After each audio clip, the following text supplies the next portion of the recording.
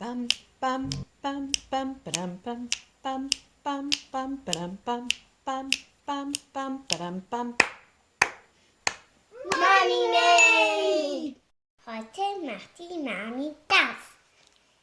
Hallo und herzlich willkommen bei Mommy Made. Ich bin die Sarah und heute möchte ich euch zeigen, wie ich mein Nähgarn aufbewahre. Denn da habe ich mir unlängst eine neue Lösung für geschaffen und die zeige ich euch heute. Viel Spaß!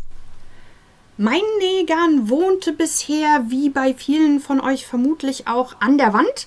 Und die Overlock-Konen wohnten auf so einem IKEA-Geschirrabtropfteil. Und dann habe ich hier unten noch einen Garnkoffer mit farblich sortiertem Garn. Die in dem Koffer befindlichen Garne sind relativ safe vor folgendem Problem, das ich euch an dieser Stelle ganz gut zeigen kann, nämlich Staub. Der sammelt sich auf den Konen und den Garnrollen, die man nicht ganz so häufig benutzt. Und das hat mich tierisch genervt, wenn man dann nach langer Zeit mal wieder zu blauem Faden greift und der voller Staub ist. Das Problem hat man an der Wand genauso die Farben, die man nicht ganz so oft benutzt. Die sammeln da Staub. Und deshalb wollte ich für mein Garn, so schön das auch ist, wenn das hier hängt, gerne eine andere Art der Aufbewahrung finden. Und da bot sich das IKEA Alex Schubladenelement unter meinem Schreibtisch ganz perfekt an. Denn da ist es tatsächlich so, habe ich festgestellt, dass die oberen, schmaleren Schubladen genau die richtige Höhe haben für Standard-Garnrollen, auch wenn ich da oben drüber meine Unterfadenspulen drauf befestige. Und die großen Schubladen weiter unten haben die perfekte Größe für Overlock-Konen. Also ab in den Baumarkt und MDF-Platten zuschneiden lassen in der Größe 29 x 52 cm. Und dann habe ich mir noch solche Rundhölzer mitgenommen mit einem Durchmesser von 5 mm, die ich mir dann entsprechend zurechtschneiden wollte. Eine dieser MDF-Platten hat mich im Baumarkt genau 95 Cent gekostet. Ein so ein Rundholz mit einem Meter Länge kostet auch ziemlich genau 1 Euro. Ihr seht also, das, was wir hier heute machen, ist eine extrem kostengünstige Lösung. So, ich habe auf meinen Garnrollen so einen Aufsatz, auf dem ich die Unterfadenspulen aufbewahre. Und das muss ich natürlich beim Zuschnitt meiner Stäbchen hier berücksichtigen. Einen kleinen Trick, wie ihr an der Unterfadenspule hinbekommt, dass der Faden nicht überall rumhängt und sich verwurstelt, zeige ich euch in diesem Video. So, um jetzt zu sehen, wie lang meine Stäbchen sein dürfen, schiebe ich mein Rundholz einfach hier unten einmal in eine solche Garnrolle hinein und messe aus, wie lang das dann ist. Das sind hier etwa 4,5 cm. Meine Platte, in der das Stäbchen ja auch noch versinkt, ist 3-4 mm dick, also nehme ich jetzt mal einfach ganz großzügig 5 cm Länge für die Stäbchen und wenn dann dadurch mein kleiner Aufsatz für die Unterfadenspule ein bisschen hochrutscht, ist das auch nicht weiter schlimm. Bleibt die Frage, wie viele Hölzchen ich brauche und wo ich die platzieren kann.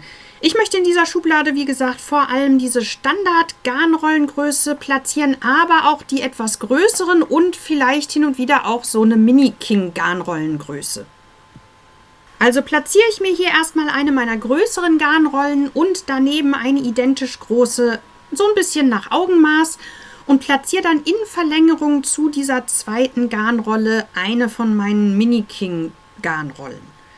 So, und dann kann ich hier gucken, ob ich mit dem Abstand durchaus auch neben so einer Mini-King-Rolle klarkomme und das passt soweit.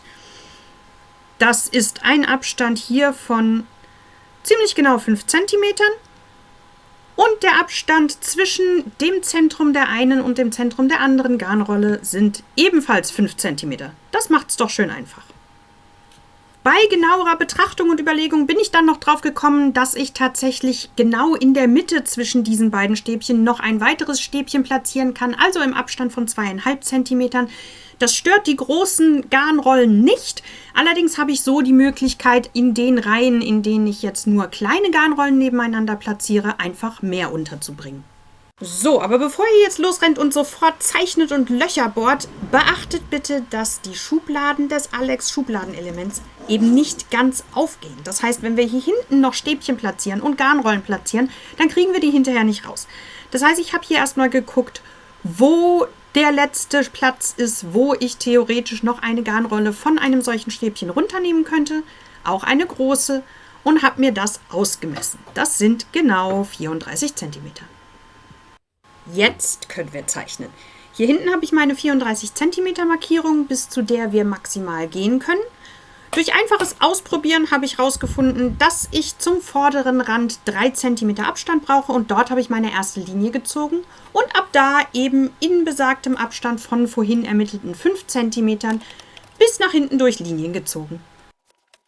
Und da ist meine 34 cm Marke und das passt so ganz genau und da habe ich 7 Reihen. Ganz ähnlich habe ich jetzt die Querstreifen eingezeichnet. Damit der Abstand zu den äußeren Rändern bei beiden Seiten gleich ist, habe ich bei 4,5 cm meine erste Linie gezogen und dann wieder im Abstand von 5 cm. In einem Folgeschritt habe ich dann die Zwischenlinien eingezogen, die ich mir ja danach noch überlegt hatte. Im Resultat ist der Abstand zu den beiden Außenseiten jetzt auf beiden Seiten 1,5 cm. Das heißt, hier am äußersten Steckplatz könnt ihr nur eine kleine Garnrolle platzieren.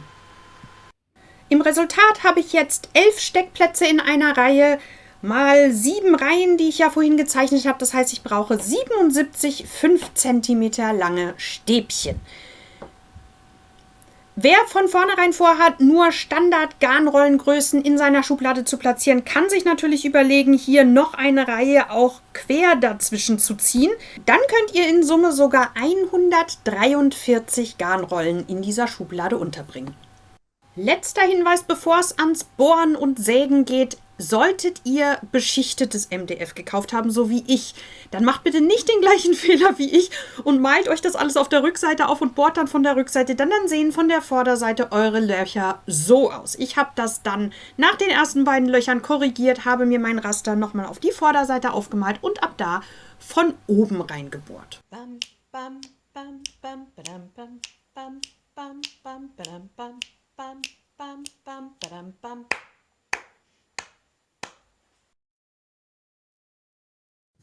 Innen fertig sieht mein Brett so aus, passt perfekt in die Alex-Schublade. Die beherbergt jetzt alle meine Nähgarnrollen und die tiefen Schubladen weiter unten, die Overlock-Kronen. So, ja, ich bin sehr glücklich mit meiner neuen Aufbewahrungslösung. Das ein oder andere Garnröllchen wird natürlich nach wie vor hier hinten zu Dekozwecken an der Wand hängen, weil es einfach hübsch aussieht. Aber der Großteil wohnt jetzt, wie gesagt, in Schubladen, was ich sehr praktisch finde, weil dann nichts mehr einstaubt. Schaut auf jeden Fall gerne hier in die Seitenkarten rein, da habe ich euch das ein oder andere Video verlinkt. Ebenso in die Infobox lohnt sich es immer hineinzugucken. Da verlinke ich euch auch weitergehende Videos zu Nähzimmer-Hacks oder Produkten, die ihr vielleicht heute in diesem Video hier gesehen habt. Und zu denen mich ja dann immer wieder Fragen erreichen, wo man das kaufen kann. Wenn ihr derlei Fragen habt, schaut immer als erstes in die Infobox, da verlinke ich euch ganz viele Dinge. Wenn euch dieses Video gefallen hat und weitergeholfen hat, dann freue ich mich sehr, wenn ihr dem Video hier unten einen Daumen nach oben gebt. Wenn ihr Lust auf weitere Näh- oder DIY-Tutorials von mir, der Sarah von Mommymade, habt, dann freue ich mich sehr, wenn ihr hier unten den Mommymade-Kanal abonniert. Und wenn ihr dann noch das kleine Glöckchen aktiviert, dann informiert euch YouTube auch, wann immer ich ein neues Video hochlade und dann verpasst ihr nichts davon. Ich freue mich in jedem Falle, wenn ich euch hier wieder begrüßen darf und ihr hier wieder reinschaut und sage Tschüss, bis zum nächsten Mal. Mommymade!